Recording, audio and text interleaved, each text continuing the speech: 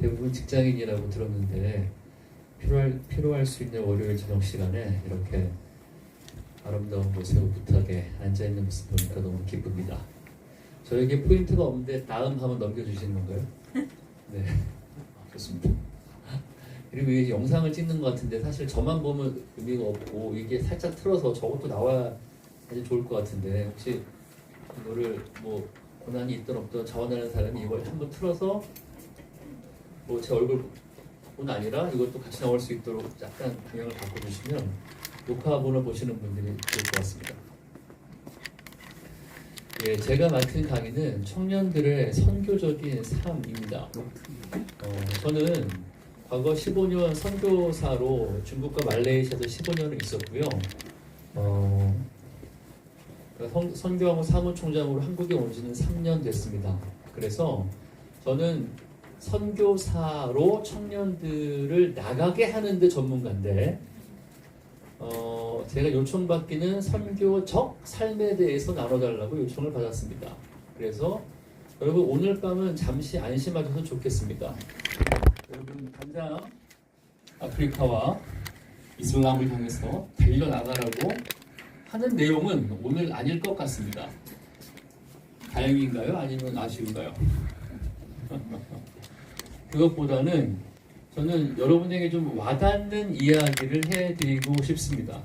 여러분이 속한 일상의 삶과 직장과 학교의 오늘날 한국 사회의 정황 가운데서 내가 선교적인 삶을 산다는 것이 무엇인가를 발견하고 해석해낼 수 있는 통찰을 좀 드리고자 합니다. 인트로를 보시면은 선교적 삶이 뭔가 제가 좀 자전거를 비유를 해봤습니다. 밑에 보면 요한복음 20장 21절 말씀이 있는데 다 같이 한번 읽어볼까요? 시작. 아버지께서 나를 보내신 것 같이 나도 너희를 보내노라. 아멘. 이 말씀은 여러분 사복음서 모두 사복음서의 마무리는 선교로 끝납니다. 예수님의 지상에서의 사역이 끝나고 예수님 부활 승천, 예수의 나심, 사심, 죽으심, 부활, 승천, 재림. 그리스도의 6대 사역인데 지금 뭐만 남았어요? 재림만 남았거든요. 근데 이 주님께서 승천하실 때 사복음서 통해서 모든 하신 말씀이 마태복음 뭐예요? 하늘과 땅의 모든 권세를 나에게 주셨으니 그러므로 너희는 가서 모든 족속으로 제자를 삼아 아버지와 아들과 성령의 이름을 세례를 주고 내가 너에게 가르쳐 본 바 모든 것을 그들에게 가르쳐라. 보라, 땅 끝까지 내가 세상 끝날까지 항상 너희와 함께 하겠다. 마가복음 16장 어떻게 끝나요? 너희는 온 천하에 다니며 만민에게 복음을 증거하라. 누가복음 24장 어떻게 끝나요? 자, 모세와 선지자와 시편에 기록된 모든 것이 이것이다. 인자가 고난당하고 죽음 가운데서 부활해서 회개에 이르는 이 복음이 예루살렘부터 온 땅끝에 전파될 것이 성경에 기록되었고 너희가 그 증인이다 라고 끝납니다. 요한복음은 살짝 결이 달라요. 이거는 요한복음은 보다 더 근원적인 내용을 말합니다. 자세히 보세요. 아버지께서 나를 보내신 것 같이. 자, 성부께서 성자를 보내신다는 것. 하나님이 세상을 이처럼 사랑하사 독생자를 보내셨어요. 이게 뭐예요? 이게 복음이죠. 그렇죠, 여러분? 이게 복음입니다. 여기서 끝나나요? 아니죠. 자, 아버지께서 나를 세상에 보내신 것 같이 samely, 동일하게 나도 너희를 보낸다. 자, 예수님이 아버지의 보냄받고 이 땅에 오신 것은 복음이라면 예수님이 똑같이 나도 너희를 세상에 보낸다. 이건 선교예요. 그러므로 이런 말은 통하지가 않아요. 복음은 전공 필수, 교양은 선교는 교양 선택? 뭐 이런 말은 안 맞는 겁니다. 하나님의 설계를 아셔야 돼요. 우리가 기독교 믿잖아요. 기독이 뭐예요? 그리스도교거든요. 그리스도의 가르침의 마지막 활용 점정은 뭐예요? 선교입니다. 근데 선교가 근원이 복음이라는 거예요. 아버지가 나를 보내신 것 같이 복음의 은혜를 누렸느냐? 한마디로 말하자면 이겁니다. 따라할까요? 오라 쉬게 하리라. 가라 함께 하리라. 이 주님의 이 명령은 변하지가 않습니다. 그래서 제가 이걸 자전거에 비유한 것은 하나님의 설계는 우리 신자의 인생에서 이 복음은 마치 자전거의 페달로 젓는 뒷바퀴의 동력과 같아요. 복음의 생명력, 하나님의 사랑, 그쵸? 하나님이 나를 사랑하신다. 독생자를 보내주셨고 죄로 인해 죽을 수밖에 없는 우리를, 여러분 생각해 보세요. 요한복음 8장에 이런 말이 나와요. 진리를 알지니 진리가 너희를 자유케 하리라. 그러니까 유대인들이 뭐라고 말합니까? 우리가 아브라함의 자손입니다. 종된 적이 없어요. 왜 우리가 자유케 되어야 한다고 말합니까? 주님 말씀이 죄를 범하는 자마다 죄의 종이다. 종은 집에 영원히 살지 못한다. 아들이 집에 영원히 산다. 그러므로 아들이 너희를 자유케 하면 너희가 참으로 자유하리라 라고 말씀하세요. 여러분, 이 자리에 앉아있는 모든 여러분, 저를 포함해서 죄 안 짓는 사람 손 들어보세요. 손 막 들고 싶나요? 주님 말씀을 잘 생각해 보세요. 죄를 짓는 자마다 죄의 종이다. 종은 아버지의 집에 거하지 못한다. 아들이 아버지의 집에 거한다. 그러므로 아들이 너희를 자유케 하면 너희가 참으로 자유하리라. 여러분, 우리가 이 복음의 뒷바퀴, 우리의 삶의 힘과 근원과 마치 서커스에서 공중제비 도는 사람들이 안심할 수 있는 그물 같은 그 근원, 내 삶의 기저와 배태와 그건 복음이잖아요. 근데 이게 뒷바퀴라면은 앞바퀴는 뭐예요? 선교적 방향성이야. 내가 이런 얘기를 들어봐요. 많이, 종종. 모태신앙 특히. 선교사님, 내가 예수님을 20-30년 믿었는데요. 왜 살아야 될지 모르겠어요. 내 삶의 방향을 모르겠어요. 나는 왜 살아야 되는지 모르겠어요. 어떻게 살아야 되는지 모르겠어요. 이런 질문이 여러분에게 있다면 여러분은 앞바퀴가 없는 삶을 사는 것일 수 있습니다. 왜냐?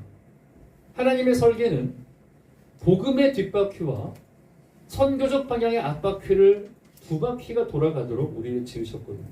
그런데 우리가 선교적 앞바퀴의 방향성을 갖지 못하면 그 앞바퀴는 여러분, 세상의 미디어와 여러분이 부모님으로부터 받은 방향성과 이 세대가 말하고 있는 모든 것이 저 앞바퀴 역할을 하기가 식상입니다. 그렇게 되기가 매우 쉬워요. 한번 생각해 볼까요? 여러분이 우리가 기독교 복음의 사형리 있잖아요. 그렇죠? 여러분 사형리라는 거 아십니까? 복음 우리가 전도할 때 쓰는 건데, 하나님 당신을 사랑하십니다. 당신은 죄를 지었습니다. 예수님 당신은 죄를 위해 죽으셨습니다. 영접기도 합시다. 이게 이제 사형리가 될 겁니다. 근데 여러분, 복음의 사형리를 압도하는 세상의 오형리가 있습니다. 잘 생각해 보세요. 그게 뭘까요? 여러분에게 너무 익숙한 모국어일 겁니다. 이런 거죠. 공부 열심히 하면 좋은 대학 가서 좋은 회사 가서 돈 많이 벌고 행복하다. 여러분, 이 세상의 오형리를 누구로부터 주입받았어요? 바로 여러분의 부모님이죠. 학교죠. 동년배 또래들이죠. 물어봅시다. 세상의 오형리가 셉디까? 교회 사형리가 셉디까? 여러분의 인생의 앞바퀴를 조향타를 하고 방향을 저었던 게 뭐예요? 선택의 순간마다? 한번 생각해 보세요. 전 이 도전을 드리고 싶어요. 우리가 여러분, 앞바퀴가 없으면 어떤 일이 생기냐면은 그때 이게 이제 설계의 중요성인데, 설계에 맞춰서 하나님의 설계에 맞게 내 인생을 세팅의 값을 두지 않으면은 우리 인생은 굉장히 난관에 봉착할 수 있습니다. 설계에 맞게 사는 게 편안합니다. 의롭습니다. 그게 더 발 뻗고 잠자기 쉽고 우울증 안 걸리고 공황장애 안 걸립니다, 여러분. 제가요 한국원 후로 대학생 선교단체 10개 단체 여름 수련회 다 가거든요. 저 같은 사람이 별로 없을 거예요. 제가 발견하는 게 뭔지 압니까? 오늘날 기독교 선교단체 일반 사람 말고요. 기독교 선교단체 대학생들 수련회 가면은 소그룹을 하는데 6명 중에 한 조원들이죠. 1명에서 2명은 우울증과 공황장애입니다. 세상이 쉽지가 않아요. 근데 제가 더 크게 발견하는 건 뭔가 하면 그 원인의 대부분은 실은 우리가 하나님의 설계를 따라 우리 인생을 두고 있는가? 우리는 어떤 음성에 의해 움직이고 있는가? 저는 오늘 그 이야기를 하고자 합니다. 그래서 여러분에게 타문화 선교사로 이슬람, 힌두, 공산권, 아프리카 어디든지 가라 이런 말을 전하기 전에 여러분이 삶 가운데서 선교적 방향성을 어떻게 내가 조절을 하는 그 감을 좀 가질 수 있을지 그 통찰을 좀 주고자 합니다. 한번 들어보시겠습니까? 네. 여러분에게 와닿는 이야기들이 될 겁니다. 컨텐츠는 다음과 같아요. 다멜락적인 삶의 현장. 우리가 이런 삶을 살게 된 맥락이 있어요. 맥락. 이 맥락을 아는 게 굉장히 중요합니다. 맥락.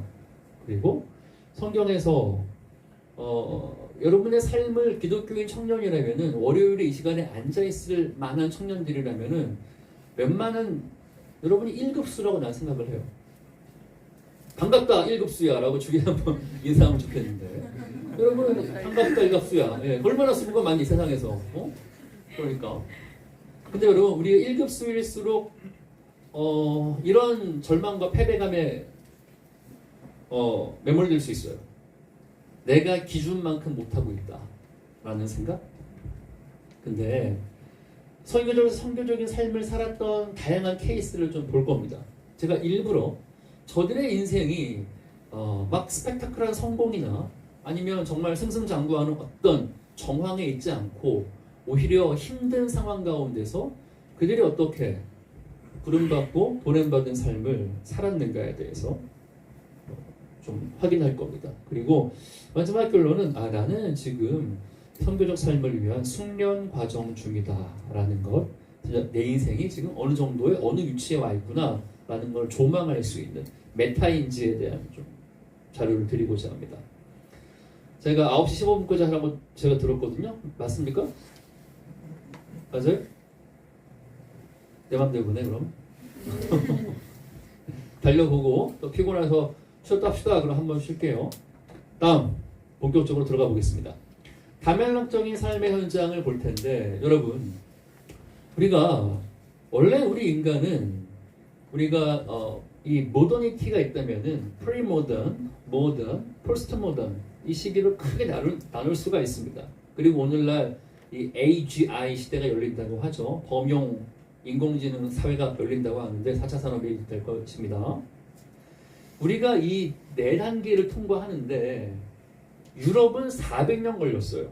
한국은 40년 걸렸습니다.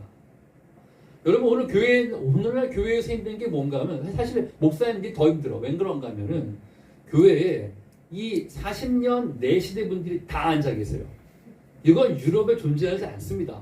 제 말이 뭔가 하면 70년대의 산업화, 80년대의 민주화, 90년대의 정보화, 2000년 지난 후에 있었던 이런 상대화, 다변화 이것이 한 교회 안에 앉아있기 때문에 목사님이 주로는 산업화, 민주화 시대에게 설교하시죠. 그러니까 제가 청년들을 꽤 많이 만나거든요. 근데 기독 청년들, 대학생들, 기독 대학생 44%가 가나안 성도입니다. 그래서 왜 교회 안 나가니? 그럼 이런 말을 해요. 첫째, 무슨 말씀 하는지를 못 알아먹겠어요. 둘째, 이해는 되는데 그것이 나와 무슨 상관인지를 모르겠어요. 라고 말을 합니다. 수많은 사람들이 고개를 끄덕이고 있어. 이거는 목사님의 잘못이 아니야. 왜 그런가 하면 저 4단계를 우리가 이 압축 현대화라고 말합니다. 그렇죠? Compressed modernization. 완전히 압축 현대화로 전 세계에서 유례를 찾아볼 수 없을 정도로 서구가 400년 걸린 걸 한국이 40년 만에 통과하는 동안에 이게 그냥 우르르 가버린 거예요.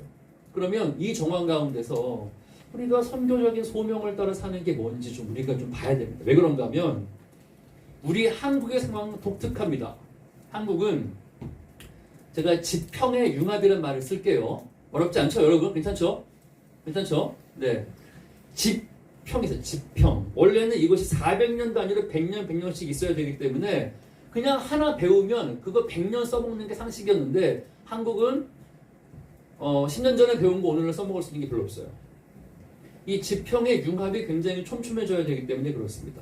그럼 첫 번째 시대의 지평부터 한번 볼게요.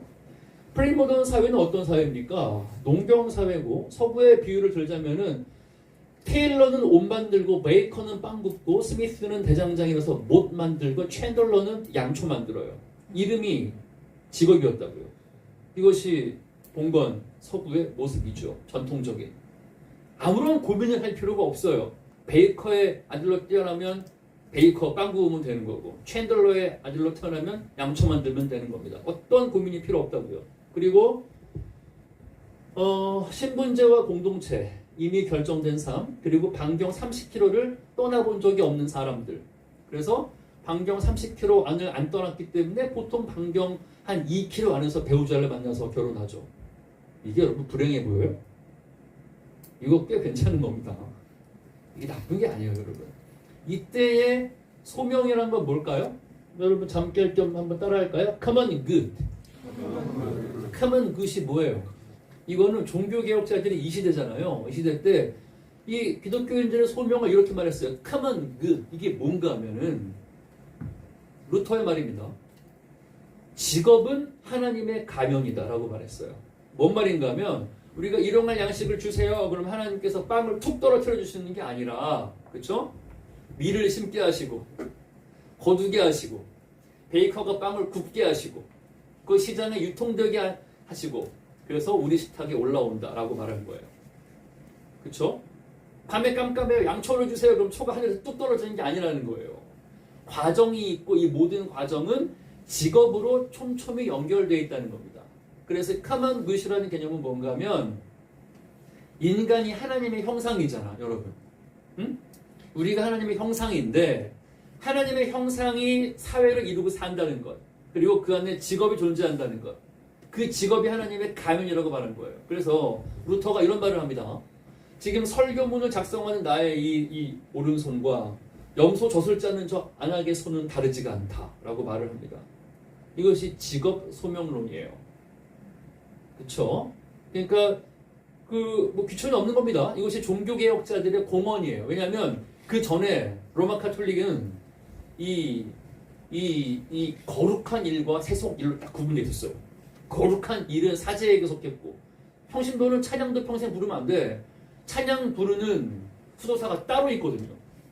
평신도는 앉아만 있는 거야. 그러다가 성체 먹을 때 주 예수 그리스도의 하고 벌리고 딱 주고 그게 꽝이라고 그게 땡이라고 그렇게 천년이 지났다고요. 성 속의 일이 딱 구분되어 있었어. 그러나 저 프리모던 시대 때 종교개혁자들은 이 common good이라는 거를 우리가 알게 됐습니다. 그래서 여러분 지평의 융합을 해볼까요? 첫 번째, 여러분의 직업은요 하나님의 가면이라는 생각을 하셔야 됩니다. 우리 가운데 마약 밀매나 무슨 이상한 직업 있을까? 혹시 우리 가운데 그런 거 빼고 응? 그래서 우리 기독교인은 괴상한 직업을 하면 안 돼. common evil을 하면 안 될 거 아니야 우리가. 그래서 우리가 common good이라는 개념은 매우 중요한 개념입니다. 하나님의 형상인 사람들을 섬기기 위한 우리의 직업들. 다음 볼까요? 자, 드디어 이 모던 사회가 열렸어요. 이때 처음으로 우리가 이 산업자본주의라는 걸 경험을 합니다. 그리고 인구 이동이 있게 돼요. 이전까지는 이 99%의 사람들이 태어나 죽을 때까지 반경 30km 떠나본 적이 없다고요. 마을 공동체가 교회 공동체고 가족 공동체며 이제 자녀가 거기서 나가서 자라고 크는 겁니다. 근데 여러분 이 모더니즘이라는 게 뭡니까? 산업혁명을 말하죠. 산업혁명이라는 건 뭐예요? 기억합니까? 엔클로저 운동 같은 거? 그렇죠? 원래는 밀 경작지가 밀을 다 거기 심지 않고 이제 뭘 하게 돼요? 양을 키우게 되는 거야. 엔클로저. 구역을 나눠서 밀은 이제 귀족들만 먹어. 왜? 공장에 들어왔기 때문에 양모, 재료가 필요하거든요. 이제는 자본 가진 돈을 벌기 위해서 땅을 산 다음에 거기다가 양을 풀어놔요. 자, 밀을 키우기 위해서는 100명의 농노가 필요했지만 양을 키우기 위해서는 보도콜리 한 마리면 되는 거야. 나머지는 다 뭐가 돼요? 도시에 올라와서 값싼 노동력이 되는 겁니다. 이때 처음으로 인구 이동이라는 게 생겼고 고향이 사라집니다. 그리고 인간 소외가 생기죠. 이건 작지 않은 문제였어요. 처음에 여러분이 찰스 디킨스의 여러분 책들 뭐 올리버 트위스트 이런 책을 한번 보시면 아시겠지만 이때가 바로 저 시대 아니겠습니까? 19세기 그 빅토리아 시대 아니겠어요? 찰스 디킨스의 두 도시 이야기가 어떻게 시작합니까? 그때 산업혁명, 뭐 빅토리안, 앵글리칸, 영국, 프랑스 막 번성하고 있었는데 이렇게 말하죠. 우리는 모두가 다 천국으로 가는 줄 알았지만 실은 지옥으로 가는 중이었다. 왜 그래요? 19세기 때의 E.P. 톰슨, 에드워드 팔머 톰슨의 영국 노동자 계급의 형성 이런 책을 보시면은 맨체스터, 리버풀, 뭐 축구가 아닙니다. 이런 도시에 살았던 근로자들 평균 수명이 17세야. 17세라고. 평균 사회의 노동자 수명이 17세라니까요. 이해가 되세요? 올리버 트위스트가 누구야? 고아잖아. 여러분 조지 뮬러가 왜 영국에 와서 2만 번 기도 응답 받으면서 왜 고아원을 왜 했어? 영국이 산업혁명이 나니까 공장 근로하다가 평균 17살이 다 죽는 거예요. 헬 영국이 된 겁니다. 또 고아원에서 올리버 트위스트 책 보시면 첫째 면이 이 뭐예요? 고아끼리 대화하잖아. 우리 배고픈데 쟤를 잡아먹자. 이게 실제 대화인 거야. 헬 영국이죠. 이 가운데서 소명이라는 건 뭘까? 이때 사회가 굉장히 아픕니다. 아파. 이때 근대 교육이 등장하죠. 주일학교라는 개념이 나오고 직종이 다양해지고 더 이상 공동체가 아니라 개인주의가 나타나고 그리고 정말 이 17세에 다 죽어나가는 이 사회 가운데 삶이란 뭔가 이런 것들이 쫙 쌓여서 이 샤르트르 같은 철학자가 이렇게 말하죠. 우리는 이렇게 말해요. 피투된 존재로 기투해야 한다. 피투가 뭐야? 던져진 존재라는 거야. 야, 우리가 이 시대를 골라 태어났냐? 국적을, 성별을, 모양을, 키를 골라 태어났냐? 우리는 다 피투된 거야. 정신 차려보니 태어나 있는 거라고. 그러므로 내 삶을 다시 모아서 내가 스스로 기투해야 한다고 말합니다. 개인의 의지, 전통에 맡길 수 없고 어디도 기댈 수 없는. 니체가 뭐라고 말하는 거예요? 신은 죽었다. 그 말은 여러분 하나님 죽었다는 말보다는 과거의 권위가 의미가 없다는 시대가 됐다는 겁니다. 이 목마름을 가지고 다음 볼까요? 포스트 모던 시대가 열립니다. 이때는 금융자본주의야. 자, 포스트 모던 사회에서는 우리가 소위 말해서 이 메리토크라시라고 합니다. 이 능력주의의 함정, 스펙, 그렇죠? 성적, 무한 경쟁입니다. 양극화, 기회의 감소와 양극화. 여러분이 나고 자란 주제 아닐까요? 오늘날 가장 괴로워하고 있는 기회의 감소와 양극화. 이 가운데서 모든 게 발전하는 것 같지만 정말 그들의 가운데 목마름이 있어요. 이 뭔가 하면 자본주의가 발달을 합니다, 여러분. 산업자본주의에서 금융자본주의로 가요. 자, 산업자본주의 때까지만 해도요. 이 부는 근로를 통해 분배되었습니다. 근데 이 금융자본주의는 뭐예요? 이미 가진 자산에 의해서 배당됩니다. 이 차이 아시겠어요? 기회가 줄어드는 거예요. 야, 부가 있지. 근데 유리천장은 없는 거야. 누구나 노력해서 나의 노동을 통해서 뭔가 벌었다면은 이 포스트 모던 시대로 들어올수록 이미 가진 자산에 의해서 배당받는 구조로 바뀝니다. 기회 감소와 양극화, 그리고 그 가운데 목마른 자아 실현. 내가 정말 잘 살려고 노력을 하는데 나는 누구지? 잘 모르겠네. 그래서 주제가 뭐예요? 디즈니 영화 같은.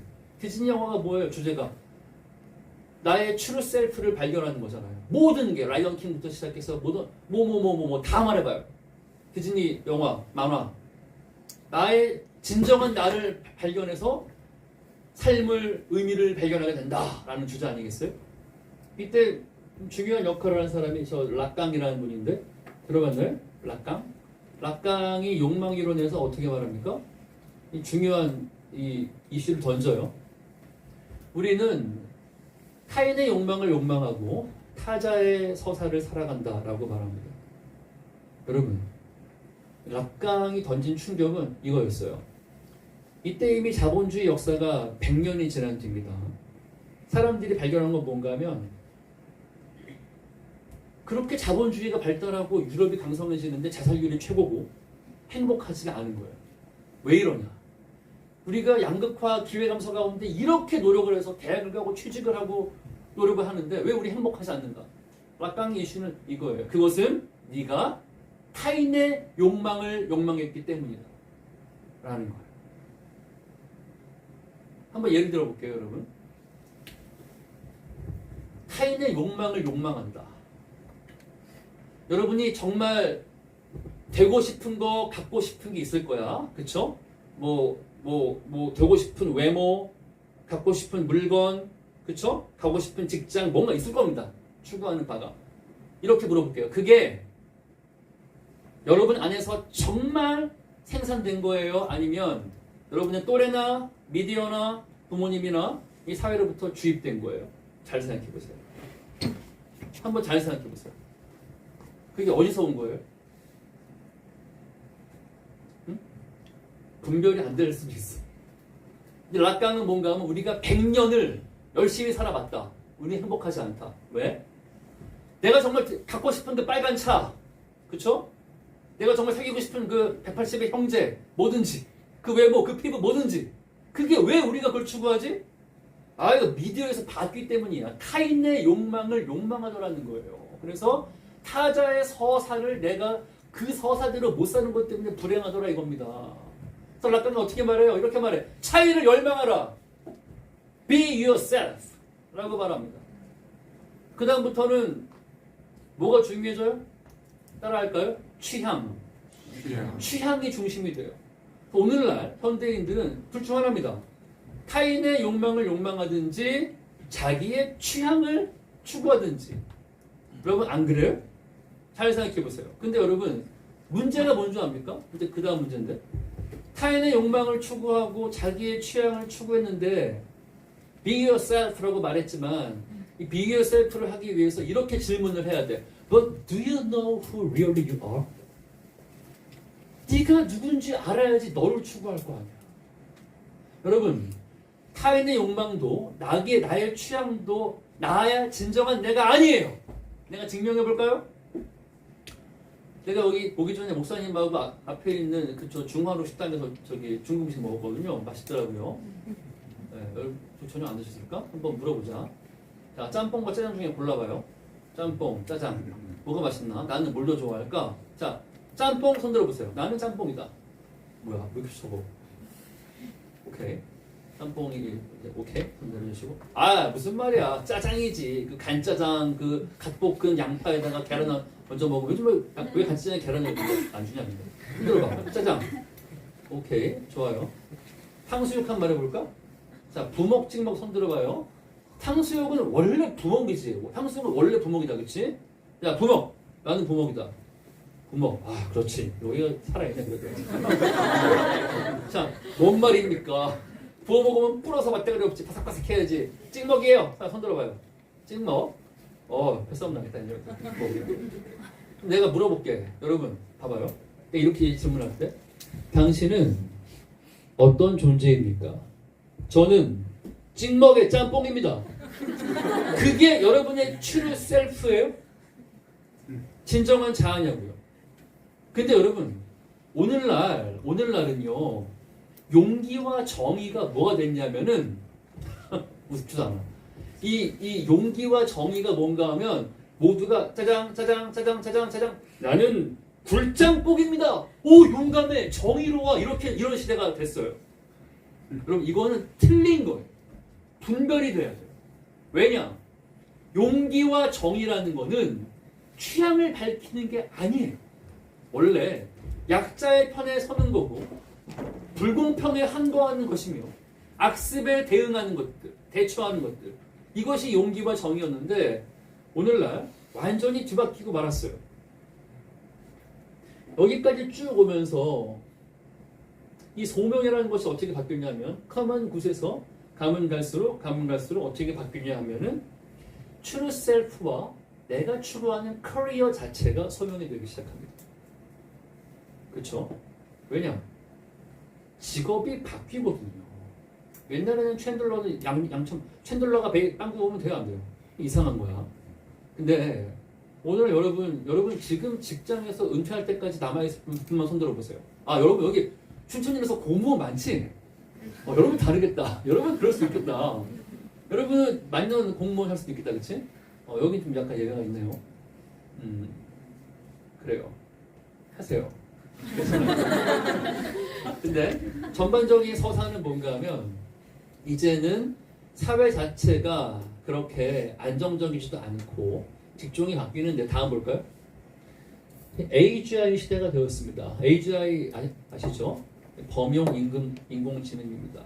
여러분 이게 AGI 시대에는 정말 다른 시대가 될 거예요. 앞으로 우리가 한 5년, 길어야 10년 안에 전혀 다른 세상을 볼 가능성이 매우 큽니다. 정말 매우 큽니다. 범용 인공지능은 스스로 자기 학습을 합니다. 스스로 자기 학습을. 이거는 전혀 다 다른 게임이에요. 전혀 다른 게임. 이제는 고용을 할 필요가 없어요. 이거는 기본소득으로 먹고 살 가능성이 커졌습니다. 80% 이상의 인구는. 그런 시대가 벌어지는 겁니다. 이때는 경제구조가 우리가 요새 세습 자본주의라고 합니다. 그 5년, 10년이 다 차기 전에 어떻게 살아야 합니까? 그럼 전문가들은 이렇게 말해요. 어떻게 해서든지 자산을 늘리시오. 그거 외에는 길이 없습니다. 이제는 고용 자체의 미래가 AI 시대가 심화되면은 여러분 뭐 80%의 직업이 사라졌다고 말하잖아요. 더 이상 직업이 소명이라고 말할 수 있어요? 아니에요. 이때 저 좀 참고할 만한 분이 찰스 테일러가 나오죠. 이전이 락강이었다면 찰스 테일러가 어떻게 말합니까? 그러니까 The Ethics of Authenticity, 진정성의 윤리학이죠. 제목에서 그가 가장 많이 인용되는 철학자입니다. 요즘 북미의 정치 철학자인데 그가 이 시대를 이렇게 평가해요. Authenticity, 지금은 진정성의 시대가 되었다. 여러분 웹스터 사전이 올해의 단어를 정하거든요. 재작년 단어가 이 진정성. 온 세계는 지금 진정성에 목말라고 있다. 이거밖에는 사람들이 반응하지 않는다. 여러분 그렇지 않아요? 근데 이 ethics of, 이 진정성의 윤리학이라는 건 뭔가 하면 진정성은 테일러가 이렇게 말해요. 진정성은 취향이 아니다. 진정성은 자기 성취도 아니다. 뭐냐? 진정성이라는 것은 공동체를 전제한다라고 말합니다. 찰스 테일러는 기독교인 같아요. 그가 말하는 거는 이런 시대에 공동체와 몸을 이룬 그 책임을 느끼는 개인이 고백하는 그 정체성, 그것이 바로 이 시대에 가장 필요한 ethics, 윤리다라고 말을 합니다. 왜냐하면 너무나 무책임한 시대가 되었거든요. 세습자본주의 시대는 이게 여러분 무서운 거예요. 금융자본주의 시대 때는 그래도 투자를 통해 배당이라도 받겠지만 세습자본주의는 아예 그 기회가 세습되지 않으면 없다는 소리거든요. 무서운 시대입니다. 이때 세습을 통해서만 나의 사회생활은 끝났다. 나는 상속녀를 찾으러 간다. 그럼 결혼이야말로 마지막 신분상승의 기회가 되어버린 사회가 돼가고 있는 거예요. 이 상황에서, 이 컨텍스트에서 소명은 뭘까요? 보냄받고 부름받은 삶은 뭘까요? 소명은 이제는 직업이기 이전에 따라할까요? 정체성. 정체성이에요. 이제는 소명이라는 개념이 자, 직업에서 정체성, 직업에서 커리어로, 커리어에서 정체성으로 쭉 바뀌어온 겁니다. 아시겠죠? 그러니까 여러분이 뭐 누구는 공무원으로, 뭐 누구는 네이버에서, 누구는 어디에서, 또 나는 춘천에 일자리가 두 개밖에 안 떠올라. 네이버와 또 뭐가 있나? 아무튼 직종 다양한 거 되게 바라는데 있기 전에 아무튼 이 상황 가운데에서 세습 자본주의, 세습되지 않으면 얻지 못하는 시대가 심화되고 있다면은 우리는 공동체의 윤리를 말할 수밖에 없어요. 우리의 공동체는 그냥 무슨 단과학원에 온 것 마냥 지금 제가 아까 강의 듣고 있는 것처럼 옆 사람 누군지도 모르고 관심도 없고 삶 남겨도 싫고 그냥 앞에 강의만 듣고 은혜 받고 나는 집에 가리라. 이건 진정성이 아니라는 거예요. 공동체적인 정체성, 이것이 점점점 소명의 의미가 돼가고 있었어요. 자, 이런 흐름 가운데 소명이라는 의미, 보냄받고 부름받은 삶이라는 것이 무엇인지 여러분 좀 들으면 좀 약간 갑갑하기도 하다, 그치? 근데 미안해, 하나만 더 해볼게. 유럽은 이게 100년 단위로 나갔다면 우리는 이게 40년 단위로 한 교회 안에 다 있거든요. 지금 압축 근대화로 이걸 여러분이 인정하셔야 돼요. 뭔가 하면 이건 우리의 약점이자 강점이기도 합니다. 여러분, 이 너봉 올 때 봐요. 산업화 시기 때의 주된 신앙은 기복적인 거예요. 산업화니까. 산업자본주의거든요. 도시에 가서 열심히 일하면 돈을 버는 겁니다. 그래서 기복적이에요. 그때 신앙은. 오늘날 7, 80대의 분들의 신앙은 다분히 기복적일 수밖에 없습니다. 그리고 자, 이제 모더니티를 통과하면서 나왔던 신앙은 뭐예요? 그때는 민주화 시대거든요. 그러므로 50대 넘어가는 60대 요 분들의 신앙은 대의적이에요. 마땅히 이래야 한다. 대의적입니다. 여러분 대표 기도를 잘 들어봐요. 이렇게 우리를 살게 해주신 주님께 감사합니다. 유정자를 위해서 마땅히 이렇게 될 수 있도록 이 기복적이거나 대의적이거나 이것이 여러분 부모 세대의 디폴트 값이다. 근데 이게 틀려요? 나는 그건 틀렸다고 말하고 싶지 않아요. 기복적이거나 대의적이거나. 그러나 여러분이 태어나서 지금까지 왔던 시기는 정보화와 상대화 다변화 시대를 살아요. 여러분이 추구하는 것은 자아실현과 진정성입니다. 그렇지 않나요? 그렇지 않아요, 여러분? 여러분이 추구하는 걸 한마디로 말하자면 자아실현 아닌가? 나는 좀 내가 되고 싶은 게 아닌가? 그리고 그걸 진정성 있게 보고 싶은 거 아닌가? 그러면 여러분의 공동체가 따라할까요? 다맥락적 사고. 다맥락적 사고를 하셔야 돼. 여러분, 하나님이 만세반석이라는 것을 아셔야 돼요. Rock of Ages.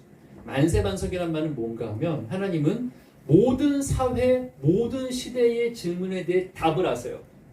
그러므로 하나님이 되세요. 하나님은 고정되어 있잖아요. 선교는 움직일 동태예요. 선교는 항상 있는 상태가 아니에요. 동태입니다. 새로운 시대 때 여러분이 맞닥뜨리는 이 네 가지 레이어, 이 지층들 가운데, 이 지층 가운데 한국 사회 여러분이 계시거든요. 그러니까 여러분, 그 하나님을 여러분은 유산을, 그 레거시를 좀 경험을 하면 좋겠어요. 한국 사회에, 한국 교회에 있는 레거시는 하나님은 기복적이며 대의적이고 자아실현과 그리고 그 진정성에 대해서 응답하세요. 응답이라는 것은 무작정 하나님이 거기 편들어 준다는 게 아닙니다. 그 상황 가운데 개입하시고 말씀하신다는 거예요. 그 이야기를 좀 해볼게요. 상황 가운데 하나님이 어떻게 말씀하시고 개입하시는지. 오케이? 다음 볼까요? 세 가지 이야기를 준비했는데 하나는 너미와 룻입니다. 여러분, 이 강의 들을 때 중간에 한번 쉬었나요? 아니면 다 그냥 갔나요? 그냥 갔어요? 오케이, 그럼 저도 그냥 가겠습니다. 여러분, 난 이 룻기를 볼 때마다 난 너무 사실 좀 놀라는 주제가 있어.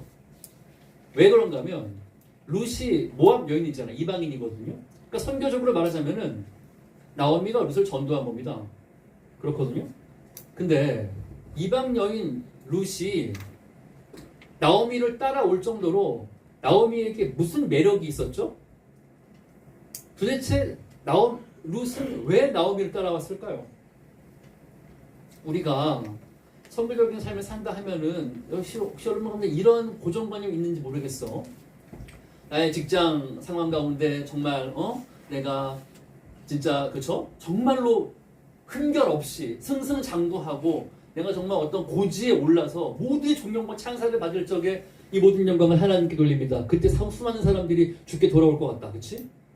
내가 나의 하나님을 그 복음의 영향력을 내가 어떤 고지에 올라가서 성취와 업적과 그쵸? 하이 애치버 그쵸? 높은 애치먼트를 통해서 뭔가 좀 이렇게 증명되어야 될 것 같고 이런 부담이 있어서 여러분 혹시 괴롭다면 이걸 한번 잘 생각해 보세요.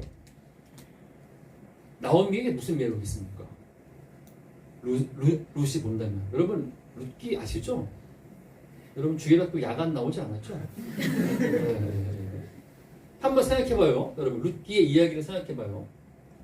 룻기가 어떻게 시작합니까? 사사시대 때 베들레헴에 기근이 왔어요. 베들레헴은 뭐야? 번역하면 빵집이야. 빵집. 베들레헴이라는 빵집 누가 만들면 좋겠어. 빵집이거든요. 빵집에도 기근이 온 거야.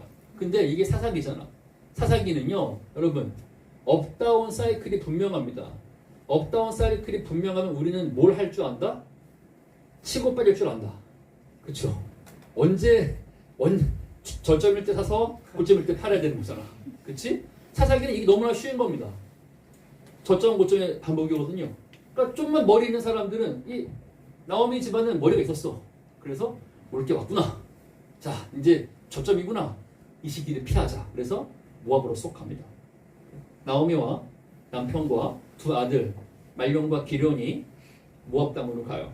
모압에서 이 저점에 이것을 피하고자 10년을 피해 있는데 그들이 10년 동안 모압에서 경험한 게 뭐예요? 물론 그 아들들이 결혼을 합니다. 둘째 아들의 며느리가 룻이고 그러니까 10년 동안 벌어진 일이 여러분이 룻이라고 생각해봐. 여러분이 룻이야. 어느 날 이주민이 왔어. 어느 날 자기네들을 멸시하는 이스라엘 이주민이 온 거야. 이 4명의 가족이 왔어. 그래서 처음 들어왔을 때는 뒤에 나오미의 말을 빌자면 내가 풍족하게 갔다가 거지가 돼서 왔다고 말하잖아요. 뭔가 자산을 가지고 왔어요. 자산을 업다운이 아니야. 그럼 여기서 찾아가지고 떨어질 때 자산 가지고 나와야 될 거 아닙니까? 여러분 뭐 투자 안 하나? 이렇게 그런 표정으로 날 보고 있나? 한다는 거 알고 있어요. 자, 이걸 찾은 거야. 찾아가지고 이제 풍족하게 갔다가 그 집에서 오기 전이니까 그 10년은 다 풍족하게 가져간 걸 다 까먹는 과정이었고 10년 동안 어떤 일이 생겨요? 여러분 나오미라고 생각해봐. 여러분 룻이라고 생각해봐. 갔더니 먼저 시아버지가 죽어.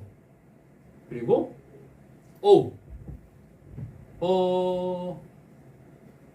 그러니까 이 자기 남편의 형도 죽어. 그리고 자기 남편도 죽어. 그리고 가세가 완전 기울어서 과부 셋만 남았어. 이것이 룻이 본 나오미네 가족의 전부입니다. 여기 무슨 매력이 있지? 똥 밟았다. 내 인생. 내가 정말 투자를 잘못했구나. 그러니까 이스라엘에서 왔다 그래서 좀 잘 풀릴 줄 알았는데 내가 내 인생을 베팅했는데 이게 뭐냐. 그런 마음이 안 들겠어요? 근데 그렇게 10년이 지났습니다. 근데 나오미가 성경을 룻기를 보면 소식을 들어요. 하나님께서 이스라엘에게 양식을 주셨다라는 소식이 들립니다. 이제 저점 찍고 다시 고점에 가기 시작한 거야. 문제는 뭐야? 투자할 돈이 없어요. 그래서 나오미가 모든 걸 잃고 나라도 돌아가자. 그런데 며느리에게 이렇게 말합니다. 여러분 제가 제 질문을 뭔가 하면 룻이 왜 나오미를 따라왔냐 이거야. 이 나오미가 두 며느리에게 이렇게 말합니다. 네, 읽어드릴게. 룻기 1장 8절인데 나오미가 두 며느리에게 이르되 너희는 각기 너희 어머니의 집으로 돌아가라. 이거는 되게 핵심을 찌르는 단어죠. 너희 어머니가 날 따라보는 걸 좋아할 것 같냐? 너희 어머니에게 돌아가라. 너희가 죽은 자들과 나를 선대한 것 같이 여호와께서 너희를 선대하시기를 원한다. 그리고 아닙니다 어머니, 우리가 시어머니, 우리가 어머니 시어머니 따라갈게요. 그러니까 나오미가 아가들 일로 와. 상식적으로 생각해. 내가 오늘 밤에 남편을 새로 얻어서 임신했다고 치자. 임신 되겠어? 됐다고 쳐. 태어났어. 그 아들이 장성할 때까지 기다릴 거야? 논리적으로 이제 현타를 줍니다. 팩폭을 하는 거예요. 나를 따라오는 건 너희에게 최악이다. 따라오지 마라. 그리고 13절에 너희가 어찌 그들이 자라가기를 기다리겠으며 어찌 남편 없이 지내겠다고 결심하겠느냐? 딸들아 그러지 아니하니라. 여호와의 손이 나를 치셨으므로 나는 너희로 말미암아 더욱 마음이 아프도다. 그리고 나오미가 이스라엘로 가니까 나오미가 기쁨이잖아요. 이는 나오미가 아니냐 하니까 잘 들어봐요. 나를 나오미라 부르지 마라. 나를 마라 쓰다. 마라라고 부르라. 이는 전능자가 나를 심히 괴롭게 하셨습니다. 내가 풍족히 나갔더니 여호와께서 내게 비어 돌아오게 하셨느니라. 여호와가 나를 징벌하셨고 전능자가 나를 괴롭게 하셨다. 여러분, 이 나오미의 문법에서 반복되는 게 뭐예요? 여호와 아니에요? 전능자 아니에요? 여러분이 룻이라면은 뭘 봤을까요? 나는 두 가지를 봤을 것 같아요. 나오미가 하강과 침체와 멸망과 이런 이 하강 가운데, 그렇죠?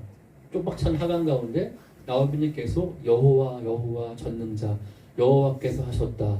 하나님이 다 하셨어요. 지상소감 여호와께서 하셨어요. 그게 아니라 멸망과 하강과 침체와 남편도 죽고 아들도 죽고 이 모든 과정 가운데 여호와께서 하셨어요 라는 걸 고백합니다. 그리고 진정성 있게 며느리를 위합니다. 이렇게 하지 않아. 아이고 내가 이스라엘 가면은 이 노고를 이끌고 가서 먹고 살아야 되는데 저 며느리 2년을 데려다가 한 명은 일시키고 한 명은 밭갈개에서 나의 노후를 봉양케 해야지. 아가들 가자. 이렇게 하지 않아. 이렇게 하지 않는 거예요. 막장 드라마를 찍지 않아. 진정으로 며느리 편에 섭니다. 아가들 너희 가라. 나를 따라오는 건 희망이 없다. 최악의 이민이다. 나를 따라오는 거는. 이민이라는 거는 유학과 이민이라는 것은 꿈을 쫓아가는 거고 Pursuing the better life. 더 나은 삶을 향해 하는 거 아니겠어요? 너희들은 어찌하여 최악을 위해 이민 가려느냐. 그러지 말아라. 여호와께서 전능자께서 하나님께서 이렇게 나를 치셨다. 난 너희가 고통되니 돌아가라. 여러분, 진정성이 느껴지지 않습니까?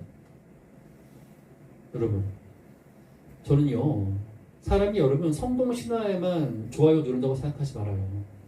그렇지 않아요. 오히려 이스라엘 역사에서 더 많은 부분은 왕정기 찬란한 다윗 왕권 그거 여러분 400년도 안 돼요. 이스라엘 역사에서 훨씬 더 많은 시간은 오히려 포로기고 사사기고 침략과 하강과 침체입니다. 그 가운데 여호와를 고백하는 진정성 그리고 함께하는 타자의 편에 서는 진정성 여기에 룻이 반응을 하는 거예요. 이때 어떤 일이 생겨요? 그 시대 하나님의 일하심은 누구에게 어떻게 나타났습니까? 여러분, 룻기의 압권이 뭐예요? 한 번도 신탁이 안 나와. 신탁이 뭐야? 오라클. 오라클은 뭔가 하면 이겁니다.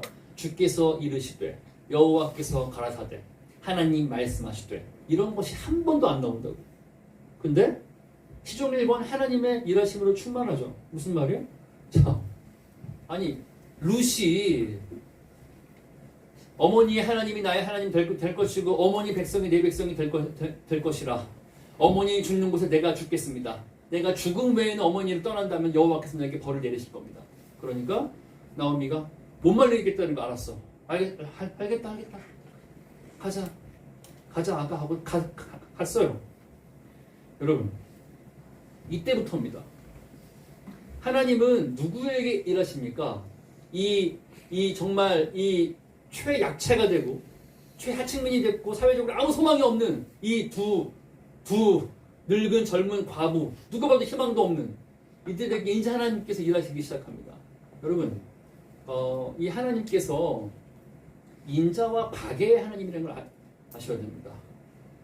loving kindness. 하나님께서는요, 자비하세요. 어떤 일이 생깁니까? 어머니, 제가 밭에 가서 이삭을 주워오겠습니다. 따라가거라. 그래서 그가 들어간 밭이 성경이 말하기를 우연히 누구 밭이에요? 보아스의 밭이야. 그래서 보아스가 마침 그때 타지에다가 돌아와. 그래서 딱 보고 알아보죠. 저 소녀는 누구냐? 나오미의 며느리인데 모압에서 왔습니다. 딱 보는 순간 모압 여인이야. 이그자틱하잖아. 이국적이잖아. 알아보는 겁니다. 그래? 무슨 까닭이냐? 이렇게 가서 다 죽었는데 첫째 며느리는 빠져갔지만 둘째 며느리가 시어머니 봉양하겠다고 이스라엘에 왔답니다. 그래? 보아스가 여러분 어떻게 하는 줄 압니까? 이렇게 말합니다. 야, 일꾼들 일로 와. 너희들 룻이 이삭 주우러 너희 뒤를 따를 텐데 룻이 오면은 손목에 스냅을 줘. 더 떨어뜨려. 스냅. 이게 여러분 봐요. 보아스가 어떻게 배려하냐면은 룻 일하지 마. 내가 그냥 다 줄게. 그 단편 소설 감자처럼 그렇죠? 일하지 마. 내가 다 챙겨줄게. 이거 사실 여러분 존중하는 게 아닙니다. 룻이 뒤따라 오면은 몰래 절대 들키지 말고 일부러 주는 것처럼 하면 안 돼. 따라해. 스냅. 오케이. 스냅. 그렇지. 스냅. 떨어뜨려. 더 많이 줄 수 있도록. 밥 먹을 때가 되니까 보아스가 이렇게 말합니다. 룻, 여기 앉아라. 빵을 먹어야 되는데 발사믹이 필요하잖아요. 여기 발사믹 초에 찍어라. 목이 마르면 우리 이 소년들이 떠온 물을 마셔라. 걱정하지 마라. 내가 이미 명령해서 어떤 소년들, 남자들이, 젊은 남자들 너를 내가 못 건드리게 했다. 그리고 너 친구가 필요하지? 내 밭에서 일하고 있는 이 여인들과 친구가 되라. 여러분, 엄청난 환대예요. 그리고 보아스가 굉장히 이방 여인이 뭐가 필요한지 다 알고 있어. 왜 그런 줄 알아요? 이제 곧 등장하는데 보아스 엄마가 누군지 아는 사람? 보아스 엄마가 누구야? 내가 이따가 알려드릴게. 이건 막강한 비밀이 있는데. 그래서 이제 룻이 돌아왔죠. 나오미가 얘야 어느 밭에 가서 일했느냐? 보아스네 밭이었어요. 이렇게 많이 주든 네 보아스 그래. 근데 우리 기업 물을 짜야. 오케이. 이때부터 나오미의 한수. 아가 이리 와. 목욕해. 여러분 하나님의 역사와 선교적인 참여를 하는 거는요. 자매들이요. 이게 고상하고 거룩하고 그런 것만이 아니야. 나오미가 하는 말 봐요. 야, 내일이 이제 타작하는 날이야. 이스라엘의 전통은 타작하는 날 남자들이 타작마당에서 자. 기쁘게 추수의 기쁨 때문에 다 술 마시고 건하게 취해서 타작마당에서 자. 그때 너 목욕해. 향수 발라. 그리고 보아스 이불을 들고 들어가. 이렇게 말합니다. 와우. I say 와우. 룻이 순종합니다.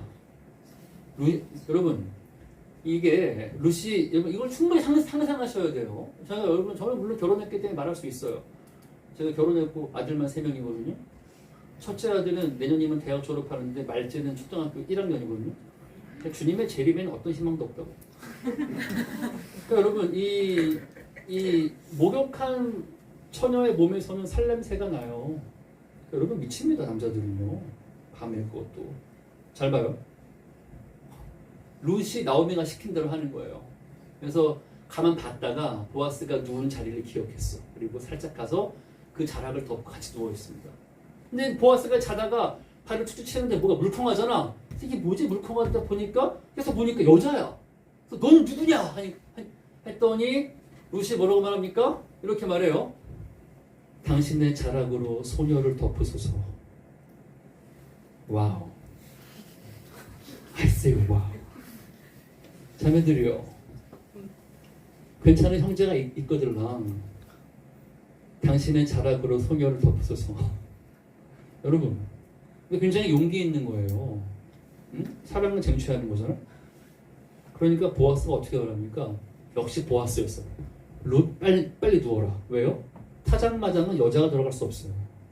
네가 들어오는 거 알면 너는 매우 부도덕한 여인이 된다. 누워있어.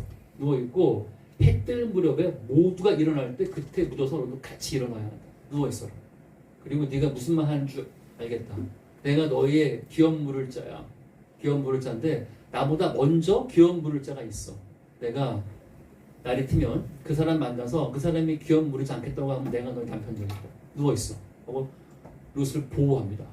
여러분 충분히 상상하셔야 돼. 그 보름달 뜬 밤에 옆에 여인과 보아스가 누워있는 겁니다. 살레음 풍기면서 두 남녀가 누워서 해가 뜨길 기다린다고. 알퐁스 도우드의 별이 생각나지 않아요?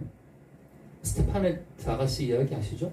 알퐁스 도우드의 별에서 그 목동의 짝사랑이 누구예요? 그 주인 스테파네 주인의 딸이잖아. 근데 어느 날 거짓말 같은 일이 일어나죠. 스테파네트 아가씨가 강에 빠져서 쫄딱 젖은 상태로 목동 앞에 화가 나서 딱 나타나잖아. 왜? 아버지가 뭐를 시켰는데 오다가 강에 빠진 거야. 근데 강이 불어서 못 돌아가. 그래서 목동이 모닥불을 피워놓고 밤에 아가씨에게 옷을 말리게 하면서 대화하죠. 목동아, 예 아가씨. 저 별은 뭐야? 저것은 쌍둥이 자리고요. 저 별은 뭐야? 궁수 자리고요. 저 별은 뭐야? 하는데 설명을 막 하고 있는데 스테파네트 아가씨가 어깨에 머리를 탁 기대옵니다. 잠든 거예요. 그때 목동에 감사기도 하죠. 두 가지 감사하죠. 하나님, 내가 이렇게 정말 짝사랑했던 스테파네트 아가씨가 내 옆에 있음을 감사하고 이 밤에 내가 이 아가씨를 지키는데 내 마음이 너무 깨끗한 걸 인하여 감사합니다라고 기도하잖아. 나만 맞나 이거? 알퐁스 도우드 문학을 좀 읽으셔야지 여러분. 응? 이게 너무 교회만 다닌다고요 여러분. 그 인문학적인 거 좀 아셔야 되거든요. 여러분이 충분히 상상하셔야 돼요. 두 남녀가 한 입을 덮고 두근거리면서 있는 겁니다. 밤새도록. 이건 충분히 상상하셔야 돼. 이 길고 아름다운 푸른 밤을.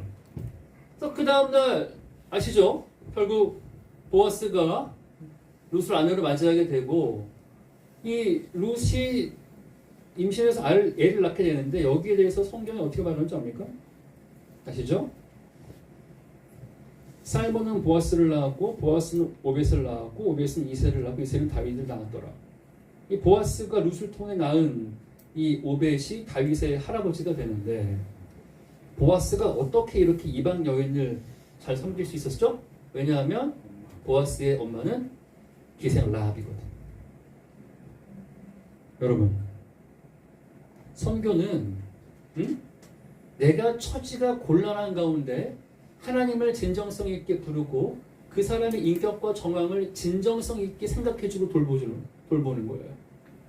룻기에 하나님이란 말이 한 번도 하나님께서 가라사대 이르시되 이런 말이 한 번도 안 나와. 그런데 시종 1권 하나님으로 충만합니다.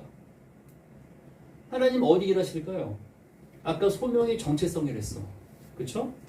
그 정체성은 우리의 성공과 실패, 우리의 뭐 성취와 뭐 어떤 거에도 상관없는 우리의 정체성을 말하는 거고, 그때 고백하는 하나님, 그때 옆에 있는 사람들을 향한 우리가 베푸는 친절, 이해, 반대, 그 가운데 하나님이 계시는 거예요.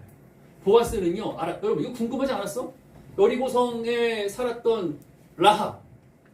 그 말이 무슨 말이죠, 여러분? 여러분, 성은요, 공격을 방비하기 위해 군인들이 있는 곳이에요. 여러분, 이 기생 라합, 성경은 만약 기생 그러는데 히브리 언어로 보면 창기 라합이에요. 여러분, 군인 부대 근처에 있는 창기라는 말이 뭔 줄 압니까? 그 업소 아가씨들도 등급이 있어요. 10%에 있다가 룸사롱에 있다가 마지막 가는 데는 군부대 아니면 섬이잖아. 라합은 그런 존재였어요. 그냥 급한 군인들이 들어가는 곳이었는데 생각해봐. 여리고성 전체에서 누구만 구원받아? 라합과 가족만 구원받아. 이거 궁금하지 않았어? 그 후 라합은 어떻게 되었을까? 왜냐? 이스라엘 사람이 다 알아. 이방 창기라는 거. 그것도 병사들이 상대했다. 그러니까 그의 과거가 완전히 알고 있잖아. 근데 누가 그에게 결혼합니까? 유다 지파의 살몬 리더가 그를 환대합니다. 거기서 태어난 사람이 보아스였어. 보아스는 알아. 엄마가 어떤 존재인지. 그렇기 때문에 룻이 누군지 알고 룻에게 필요한 걸 다 아는 거예요. 이 진정성의 환대와 그 정체성을 지키는 내가 귀여운 부를 자가 되어주겠다. 서로가 서로에게 공동체죠. 제가 강조하는 것. 공동체와 진정성 가운데 하나님이 일하시는 거죠. 여러분 이렇게 생각하면 안 돼. 하나님 내 인생을 향한 나를 향한 하나님의 뜻이 무엇입니까? 그건 문법이 틀린 거예요. 하나님은 우리를 그렇게 부른 적이 없어요. 나를 향한 너무 웃긴 말. 단기선기 지원하는데 왜? 나를 향한 하나님 뜻을 알고 싶어요. 선교는 가장 이타적인 행위인데 그 목적이 나를 향한 하나님 뜻을 아는 거래. 여러분 이 잘못된 문법을 좀 우리가 한번 지워볼까요? 공동체가 중요하다는 거. 진정성이 중요하다는 거지. 나의 흥망성쇠와 상관없는 하나님께 대한 고백, 타자에 대한 존중. 이 자체가 하나님의 일하신 우리가 안에 우리가 있게 하는 거예요. 다음 볼까요? 시간이 많이 가네. 다니엘 볼까요? 여러분 다니엘은 더 상황이 안 좋죠. 이때는 멸망이야. 침체 정도가 아니라 멸망한 뒤입니다. 유다가 나라가 멸망했다. 어쩌다 멸망이에요. 그리고 비자발적 취업을 했어. 그쵸? 똑똑한 사람만 다 바벨론에 데려갔잖아. 근데 다니엘과 세 친구들은 잡혀갔어. 그래서 이 바벨론 말을 배우고 이 왕을 수종드는 신하가 된 거야. 강제 계명을 당합니다. 다니엘이 뭐예요? 하나님이 심판하신다예요. 근데 그가 새로운 이름을 받아. 벨사살. 뭐예요? 벨이 보호하신다. 그 이름 자체가 싸움이에요. 너 이름 뭐야? 다니엘입니다. 하나님이 심판할 겁니다. 웃기고 있네. 너 벨사살. 벨이 보호한다 임마. 이렇게 이 이름 아시겠어요, 여러분? 창식의 명을 당하는 겁니다. 정체성의 공격을 받는 거예요. 그리고 극혐의 식생활. 이게 뭐예요, 여러분? 여러분, 이 유대인들이 구약 배경을 가진 신앙들이요, 음식 조례가 엄청 까다로운 거 알죠? 이건 여러분, 이 생명을 정말 던질 정도로 중요한 문제예요. 예를 들어 볼게요. 내가 선교지에 있었을 때 제가 이슬람권에 있었잖아요. 그냥 직접 본 겁니다. 제가 대학병원에 갔는데 한 아주머니가 정말 앰뷸런스에 실려온 거예요. 무슬림이었어요. 이렇게 말했습니다.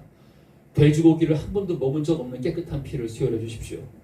의사가 매우 곤란해하면서 우리 병원은 ABO식으로 혈액형으로 분류하지 돼지고기 먹은 피, 닭고기 먹은 피, 소고기 먹은 피로 분류하지 않습니다. 그러니까 그럼 죽겠습니다 하고 정말 죽었어요. 내가 그걸 봤어요. 여러분 음식 주례라는 것은 이 구약 배경 가진 신앙에는 엄청난 거예요. 이거는 정말 목에 칼이라도 지켜야 돼. 근데 바벨론 갔잖아.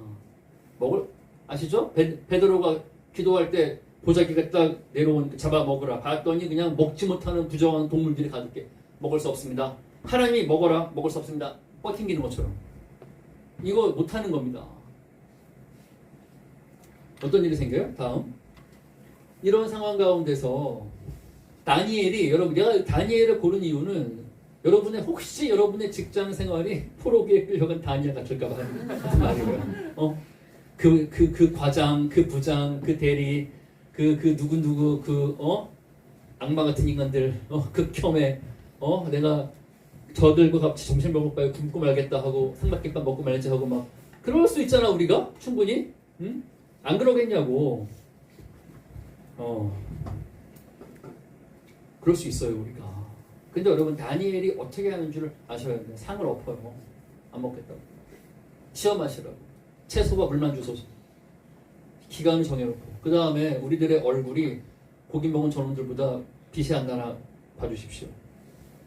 다니엘이 베지테리언인가 봐.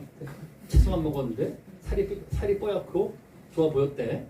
여러분, 이 작은 승리 하나하나가 쌓입니다. 그리고 이 여러 가지 사건 중에 하나가 바로 뜨인돌 환상이죠. 이 느부갓네살이 꿈을 꿉니다. 근데 꿈의 내용 때문에 너무 괴로워서 막 왕이 수척해져. 그래서 사람들이 묻죠. 꿈을 해석해드리겠으니 꿈 말씀해 주십시오. 그러니까 생떼를 부립니다. 꿈의 내용을 말하지 않겠다. 말하지 않을 텐데 맞추고 해몽해라. 안 그러면 너희를 다 죽이겠다. 그러니까 이런 억지가 어딨어. 다 죽게 된 거예요. 그 다니엘이 여유가 있죠. 여러분 여유가 중요합니다. 왕의 명령이 어찌 이리 불같으신가 라고 말하죠. 그래서 기도합니다. 기도의 사람이잖아. 그리고 왕에게 어떻게 말해요? 여러분 이걸 잘 봐봐야 돼. 왕은 다니엘은 지금 사로잡힌 자예요. 응? 직장 생활에 여러분처럼 사로잡힌 자라고. 근데 해몽을 합니다. 왕이 보신 것은 금신상입니다. 금신상이 위는 금이고 가슴은 은이고 하체는 동이며 무릎은 철이고 발은 진흙입니다. 이것을 다 해석합니다. 금은 바벨론이고 그 다음 나라가 될 메데와 페르시아고 헬라 로마 쭉 마지막에 열국 시대가 벌어지는데 사람의 손으로 하지 아니한 뜨인 돌, 웬 돌이 날라와서 이 신상을 다 깨트리고 그 돌이 천지에 충만하게 된 거예요. 이것이 하나님의 나라입니다. 여호와께서는 이 땅에 비록 이스라엘이 망해서 다니엘은 포로로 사로잡혀 있지만 나의 하나님께서 이 열국을 다 심판하시고 다스리시는 분이십니다. 그러니까 느부갓네살이 하나님을 인정합니다. 사시는 하나님의 종 다니엘 인정합니다. 여러분 우리가 이것을 교회사에서 이렇게 정리합니다. 빨간 글씨 시작. 사로잡힌 자가 사로잡힌 자를 사로잡는다. 이해가 되시죠? 사로잡힌 자가 사로잡은 자를 사로잡아요. 이것이 영성입니다. 저는 여러분의 소셜 클래스와 학력과 경제적인 지위를 몰라요. 관심도 없어요. 그런데 세상 가운데 젊은 여러분들은 아마도 사로잡힌 자 같을 겁니다. 근데 여러분 놀라지 마세요. 실망하지 마세요. 왜냐하면 원래 그래요. 원래 그래요. 근데 선교 역사에서 반복되는 패턴은 뭔가 하면 사로잡힌 자가 사로잡은 자를 사로잡았습니다. 전체 포로기 역사가 그렇고 선교 역사가 그래요. 그 다음 볼까요? 다니엘의 얘기를 좀 더 보자면은 아실 겁니다. 다니엘을 시기했던 사람들이 많았죠. 여러분이 믿음 지키고 그렇게 직장생활하고 하면 재수, 뭐 재뭐야 이런 사람들이 생길 겁니다. 미움받을 수 있어요. 쟤 뭐야 술도 안 먹고 뭐야 뭐 노래방 가서 찬양 부르고 있네 뭐 그런 분들이 그런 천연기념물이 아직 있을까? 모르겠다. 아무튼 그럴 수 있어. 그래서 어떻게 합니까? 그들이 야 우리가 꾀를 왕이시여 이 기간만큼은 오직 왕에게만 우상에게만 절할 수 있도록 하고 다른 신에게 기도하는 사람들을 다 사자굴에 던지시고 왕의 직인을 찍어서 병개치 말아주십시오. 그래 하라. 다니엘은 매일 창문을 열고 기도했어요. 왕이 그 조례를 내린 걸 알면서도 다니엘은 창문을 열고 기도했어요. 그는 굽히지 않았어요. 그때 이 이야기 모두 아시죠? 왜? 주일학교 야간 안 나왔으니까. 오히려 사자굴에 들어갔던 다니엘은 보호받았고 그를 모함했던 신하들은 사자굴에 던져져서 땅에 떨어지기도 전에 사자가 다 먹어버렸다라고 말하잖아요. 전 이걸 강조하고 싶어요. 여러분 선교적인 삶은 저 그림 잘 봐요. Loyal Opposition. 이건 뭔가 하면 청교도들의 신앙 모습이었어요. 응? 블러드 메리가 영국에서 이 청교도들 핍박하지 않습니까? 카톨릭이 청교도들 개신교들 많이 죽였거든요. 그때 프랑스의 위그노나 아니면 영국의 청교도나 그들이 주장했던 그들의 철칙이 뭔가 하면 이겁니다. 로열 충성하는 거예요. 그러나 오포지션 반대한다는 겁니다. 이건 여러분 레지스턴스하고 달라요. 레지스턴스는 이거 우리가 결사반대의 민족이잖아. 두 번. 여러분 잘 아는 거죠? 두 번. 우리가 결사반대의 민족이잖아. 이런 공무원이라서 이런 거 안 하는구나. 네. 여러분이 직장에서 조직 안에 있다는 것, 이 사회 안에 있다는 것은요, 여러분 이 말을 잘 기억해야 돼. 로열 이게 뭐예요? 신앙의 양심에 해하지 않는 모든 부분은 내가 충성한답니다. 여러분 충성하세요, 제발. 성과를 위해 공헌하세요. 스스로 야근도 막 하세요. 성과를 위해 공헌하셔야 돼요. 여러분도 언젠가 CEO가 되길 바라는데 제가 지금 CEO거든. CEO가 되고 봤더니 성과를 위해 공헌하지 않는 놈이 제일 미워. 여러분 이게 사실이야. 보면 알아요. 리더는 누군가 하면요, 권위자들은 무거운 짐을 지고 이 지위와 역할과 보상을 누구에게 줄까 쩔쩔 매는 사람이에요. 잊지 마세요. 잊지 마세요. 윗사람들은 누군가 하면은 무거운 책임을 들고 이 지위와 권한과 보상을 누구에게 줄지 쩔쩔매는 사람들이다. 이걸 잊지 마세요. 누구에게 줄까요? 성과를 위해 공헌하는 사람이에요. 이건 당연한 거예요. 그러니까 지옥 같은 직장 생활 아침에 그냥 죽지 못해 출근한 다음에 모니터 보고 한숨 쉬다가 대충 때우다가 막 그냥 오늘 점심 뭐 먹지 하다가 퇴근하고 나서 직장 상사 뒷담화 까느라고 1시간 동안 수다 떨고 스트레스 풀고 잠자고 다음날 또 이걸 반복하지 말란 말이에요. 로열, 이건 충성이에요. 그러나 오포지션이 뭐예요? 그 문화를 그대로 따라갈 수 없어요. 기독교적이지 않고 다른 가치와 세상 거짓과 그쵸? 이런 거에서는 여러분이 오포지션을 하셔야 돼요. 그리고 거기에 대해서 일단 곧 나와요. 대안을 말씀하셔야 돼요. 로열, 오포지션. 이것이 항상 사회와 조직 가운데 있는 기독교인의 실력이었어요. 교회사 전체에. 자, 레지스턴스는 이겁니다. 이거예요. 로열 오포지션은 이겁니다. I have an idea. 겸손하게 말하는 겁니다. 이건 너무나 다른 거예요. 여러분이 상사가 직급이 되어보면 알아요. 이런 사람들이 사랑받는다는 것을. 다니엘이 이런 사람이었던 겁니다. 다음 볼까요? 마지막인데요. 케이스 이제 스터디 세 번째입니다. 여러분 우리가 선교적 삶을 산다는 것은요. 다맥락적 사고를 하셔야 되는데 여러분 아합 왕 아시죠? 이스라엘 왕 중에 가장 악한 왕입니다. 아합 왕의 치세 때 이 세 부류의 사람이 등장합니다. 엘리야. 우리는 주로 엘리야를 기억한다, 그렇지? 갈멜산에서 불 내린 사람 있잖아, 그렇죠? 또 막 왕의 병거보다 말보다 더 빨리 달렸던, 그렇죠? 비를 맞으면서 비 맞으면서 뛰었던 손예진과 조인성처럼 따라라 말보다 더 빨리 뛰었던 그리고 이런 불병거 엘리야.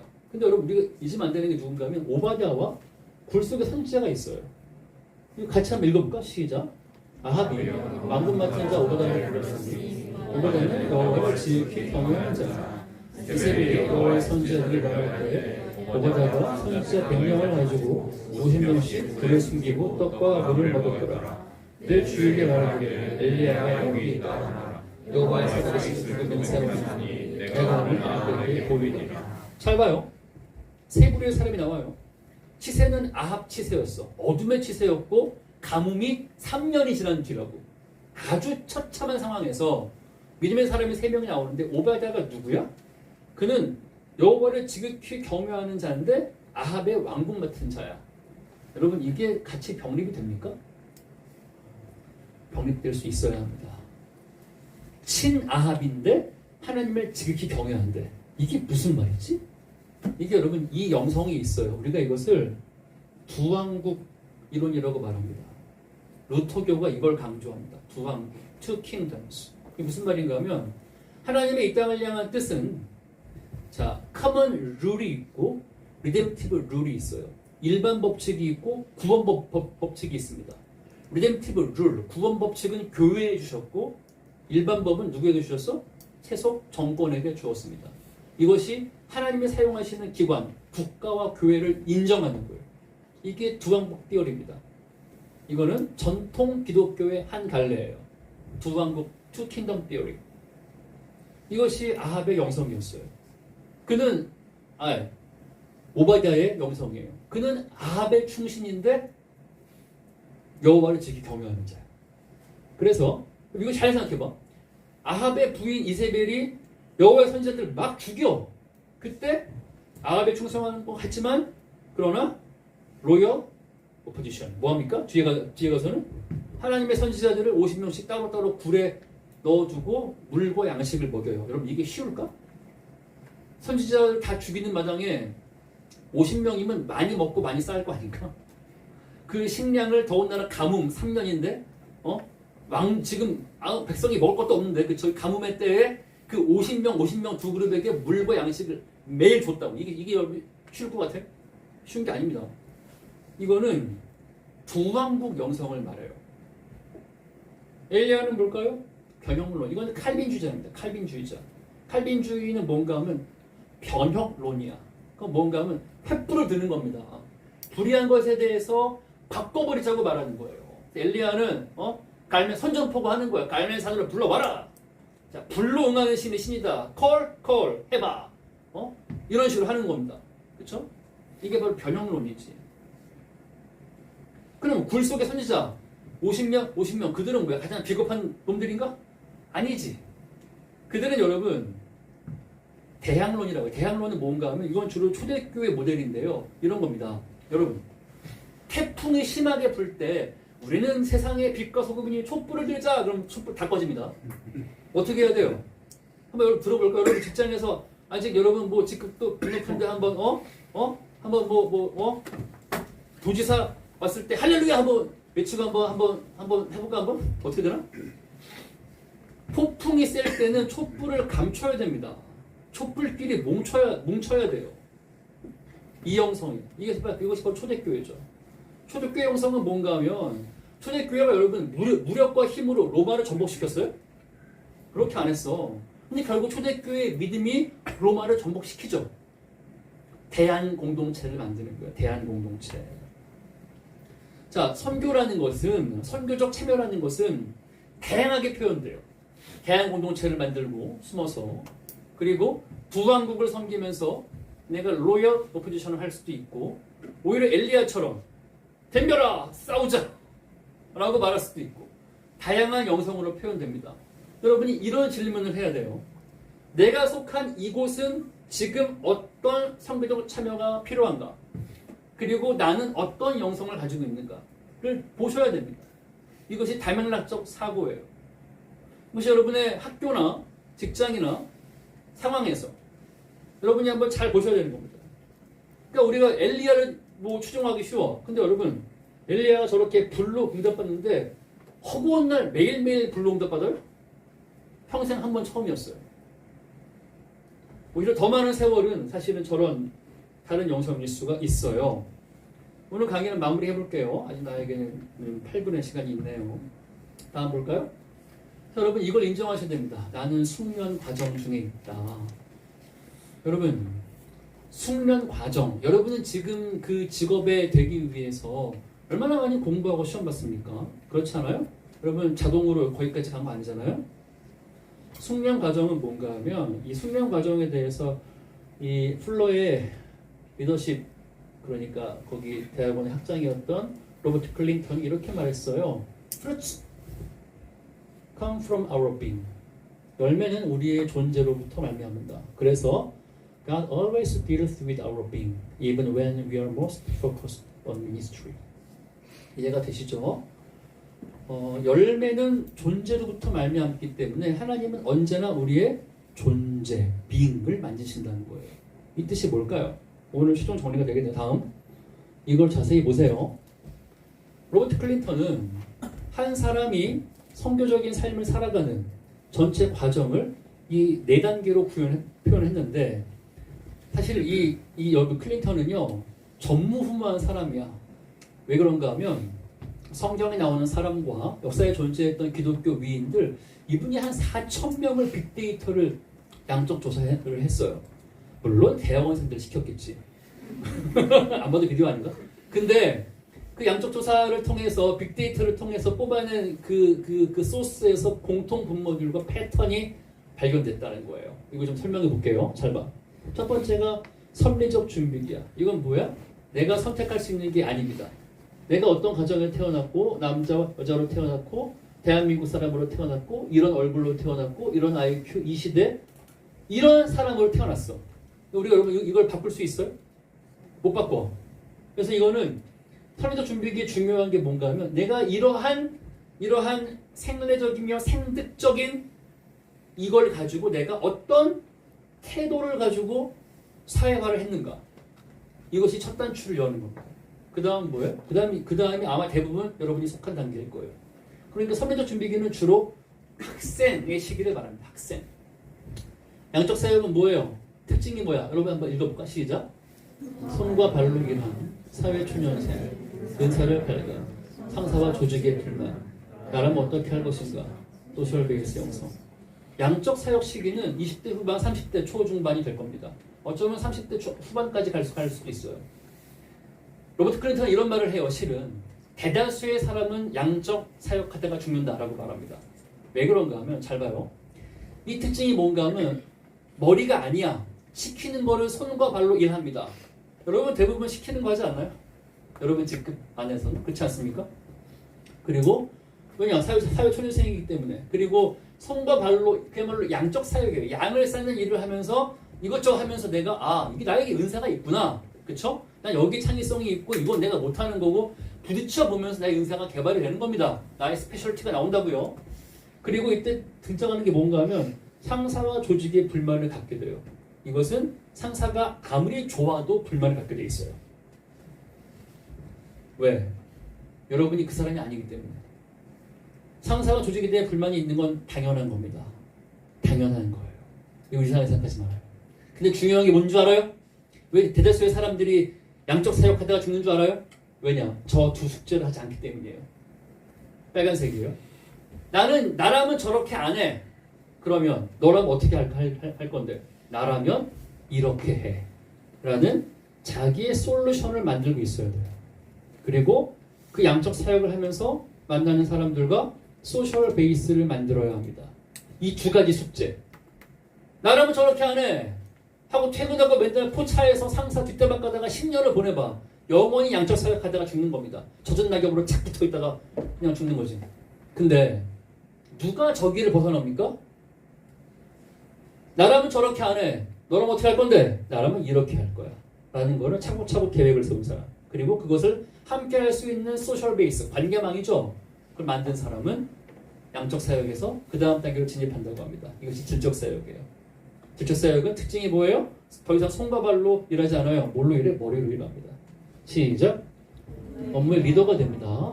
머리로 일하고 자기 팀을 만들고 자기 가치관이 드러납니다. 자, 이게 뭘까요, 여러분? 질적 사역이라는 건 뭔가 하면 남이 시키는 걸 하는 게 아니라 자기의 아이디어가 반영되기 시작합니다.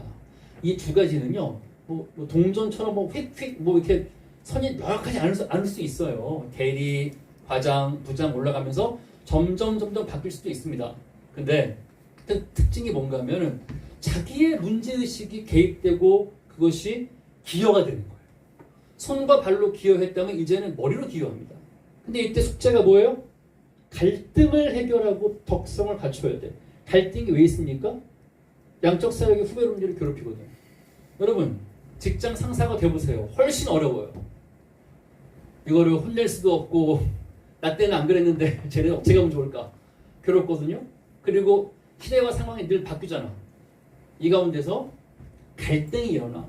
양적 사역할 때 갈등은요, 이 질적 사역할 때 갈등과는 비교가 안 됩니다. 이때 잠이 안 와요. 양적 사역할 때는 뒷담화 까고 잘 수 있는데 질적 사역 때문에 머리 아파서 죽어요. 직장인이 자살은 주로 이때 일어납니다, 여러분. 이 가운데서 내가 어떻게 갈등을 해결할 것인가. 이건 뭔가 하면 한마디로 뭐예요? 덕성, 인격에 대한 연마입니다. 로버트 클린턴은 10%도 안 되는 사람이 그 다음 단계로 간다고 말합니다. 그 다음 단계는 뭐예요?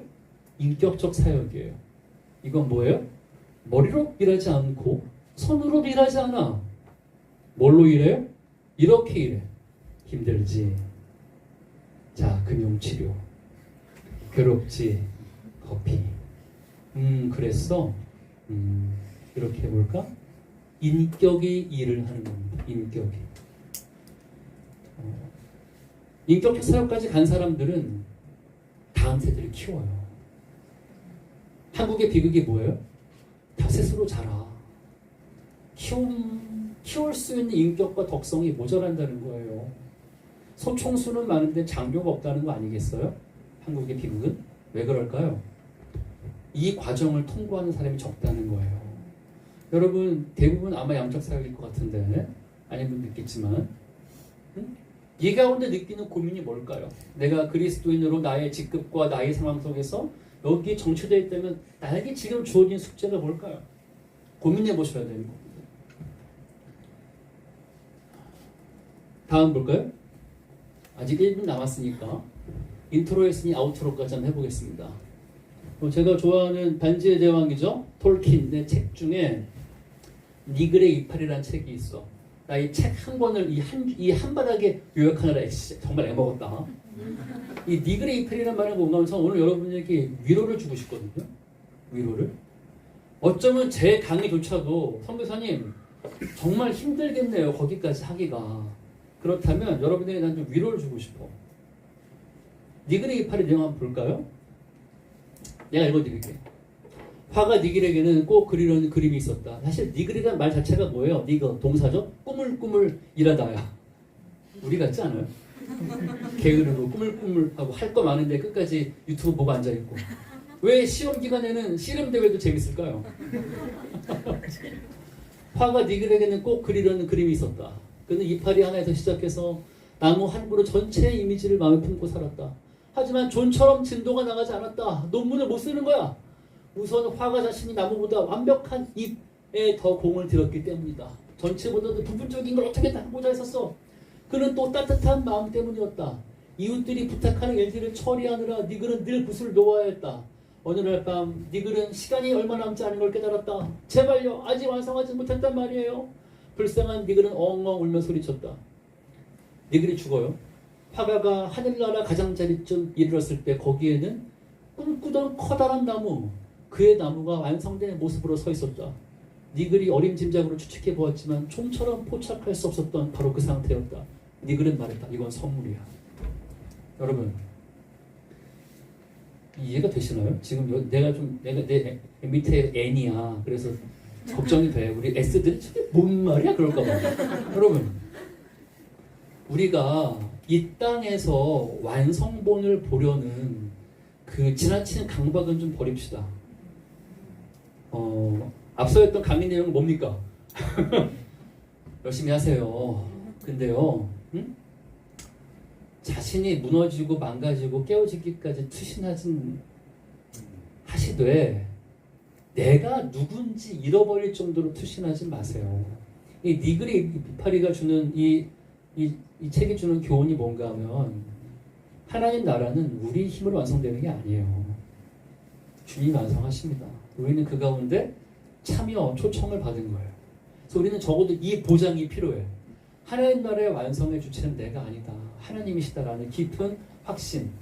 그리고 나는 주어진 시간만큼 재능과 은사를 통해서 섬기다가 간다라는 공동체와 함께 몸을 이루어라는 이 조화가 필요합니다. 마지막 팩트입니다. 토론 주제를 달라고 해서 여러분 제가 세 가지를 준비했는데 잘 봐요. 첫 번째 시작. 당신이 복음의 은혜가 선교적 방향으로 확장됨을 경험할 때는 언제일까요?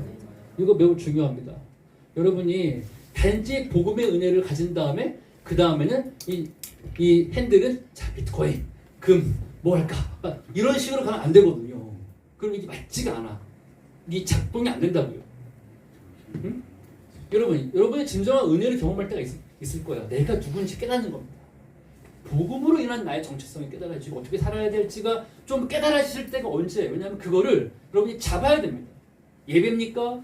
깨어있는 사람과의 대화입니까? 기도입니까? 이거를 잡고 가는 게 매우 중요해요. 왜냐하면 이 사회가 미쳐 돌아가거든요. 이거를 꽉 잡으셔야 됩니다. 일단 잘 토론해 주세요. 격려하셔야 됩니다. 두 번째 시작.